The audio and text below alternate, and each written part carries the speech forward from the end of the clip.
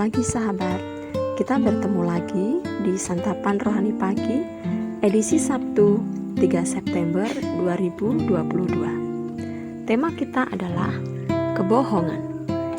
Amsal 19 ayat yang kelima. Demikianlah firman Tuhan. Saksi dusta tidak akan luput dari hukuman.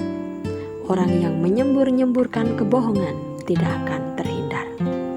Sahabat, kebanyakan orang cenderung berani berdusta atau berkata tidak jujur karena mereka lebih memilih untuk takut kepada manusia atau sekedar menyenangkan hati orang lain daripada takut kepada Tuhan.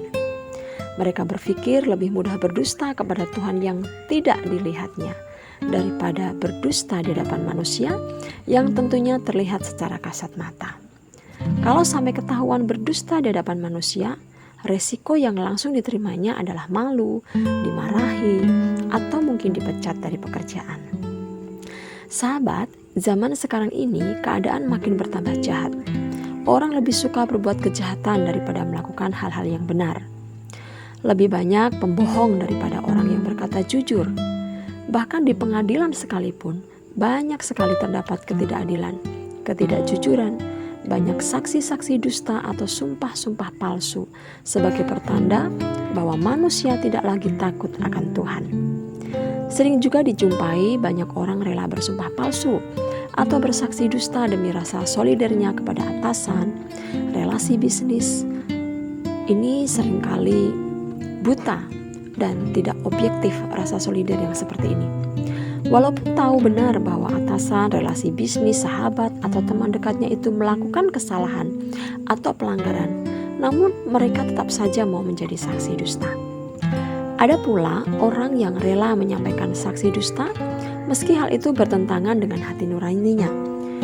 Mungkin karena mereka diiming-imingi uang, jabatan, atau materi, sehingga mata menjadi silau dan akhirnya mau melakukan sebuah kompromi.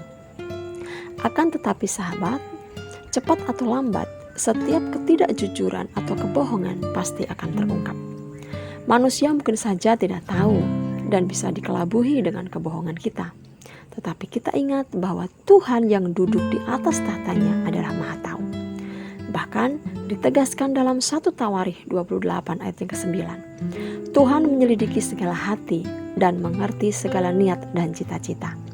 Jadi apapun yang kita pikirkan, rancangkan, cita-citakan, Tuhan tahu secara persis.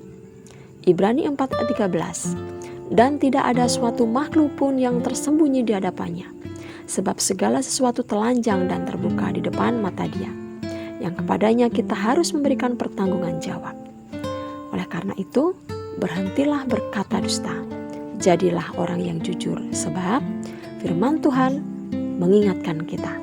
Orang yang dusta bibirnya adalah kekejian bagi Tuhan, tetapi orang yang berlaku setia dikenanya.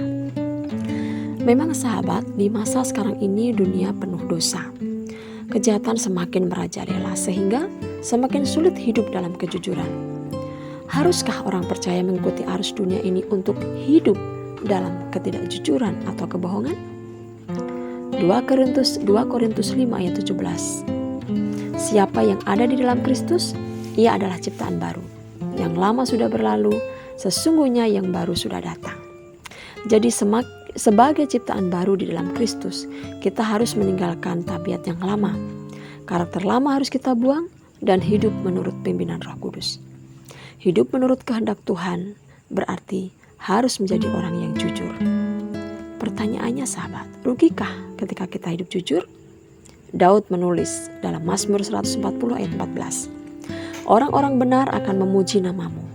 Orang-orang yang jujur akan diam di hadapanmu. Ada berkat bagi orang jujur. Nah sahabat, oleh karena itu mari berhenti dari kebiasaan berdusta. Memang tidak mudah, tetapi dengan pertolongan Roh Kudus, kita pasti bisa terlepas dari dusta. Asal ada kemauan dan tekad yang kuat untuk melakukannya. Berhati-hatilah, Tuhan tidak pernah menutup mata terhadap apa yang kita buat.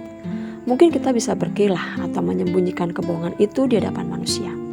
Tapi di hadapan Tuhan tidak bisa. Sebab tidak ada suatu makhluk pun yang tersembunyi di hadapannya. Sebab segala sesuatu telanjang dan terbuka di depan mata Dia, yang kepadanya kita harus memberikan pertanggungan jawab. Ingat ayat itu, sahabat. Tuhan tidak bisa dipermainkan. Ia tidak akan tinggal diam. Apa yang telah difirmankannya pasti akan dilaksanakan. Untuk itu amatlah penting firman Tuhan mengenai hukuman atas orang-orang yang suka menggemakan kebohongan atau saksi dusta, sampai-sampai peringatan ini pun diulangi. Saksi dusta tidak akan luput dari hukuman. Orang yang menyembur-nyemburkan kebohongan akan binasa. Sahabat, demikian renungan pagi kita hari ini menjadi teguran keras bagi setiap kita, bahwa Allah tidak menghendaki kita menjadi pembohong. Allah membenci dusta bohong. Dia menghendaki kita menjadi orang-orang yang jujur di hadapannya, di hadapan manusia juga. Mari kita berdoa. Bapa, terima kasih. Firman Tuhan pagi hari ini boleh menegur dan memberikan peringatan kepada setiap kami, bahwa ada akibat-akibat, ada hukuman bagi setiap kebohongan. Untuk itu Tuhan, pagi hari ini kami belajar untuk kami menjadi orang-orang yang jujur di hadapan Tuhan, jujur di hadapan manusia. Kalaupun mungkin masih ada kebohongan yang kami lakukan, kami mohon ampun Tuhan. Kami mohon ampun. Roh Kudus tolong kami, mampukan kami untuk kami menjadi pribadi yang jujur, mengatakan apa yang ada, bertindak dengan jujur. Karena kami rindu Tuhan, hidup kami ini menjadi alat kemuliaan-Mu, menjadi berkat bagi orang-orang di sekeliling kami. Terima kasih Tuhan, pagi hari ini kami terima firman-Mu dengan sukacita, untuk kami boleh belajar hidup jujur. Di dalam nama Tuhan Yesus Kristus kami sudah berdoa. Amin. Puji Tuhan sahabat, selamat pagi, selamat beraktivitas, dan Tuhan Yesus memberkati. Amin.